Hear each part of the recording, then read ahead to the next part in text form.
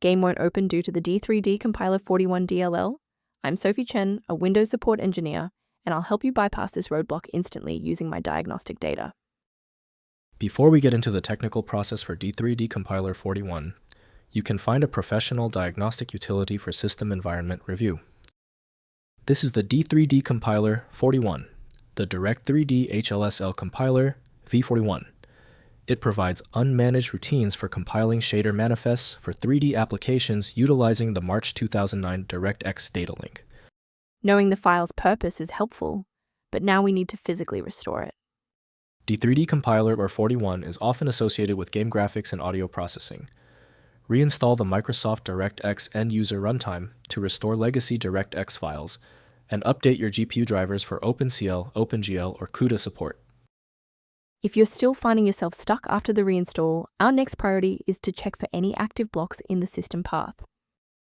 A full system restart clears the temporary memory cache and allows Windows to attempt a fresh initialization of all required libraries, including D3D Compiler 41.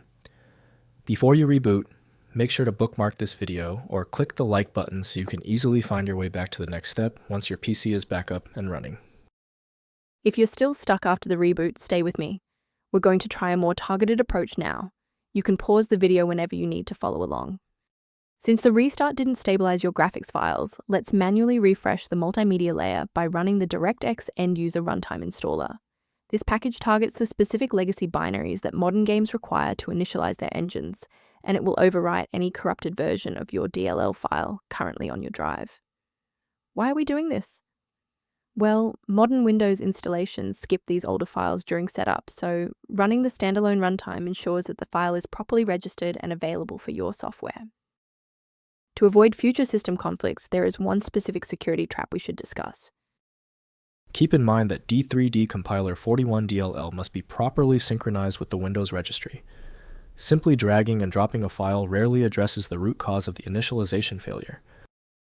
A verified diagnostic utility can help manage the ongoing restoration and health of your system's library ecosystem. Review repair-related information for D3D Compiler 41 by consulting the diagnostic utility linked below. Thank you for trusting us with your system repair today. For more configuration tips and D3D Compiler 41 error resolutions, don't forget to like and subscribe.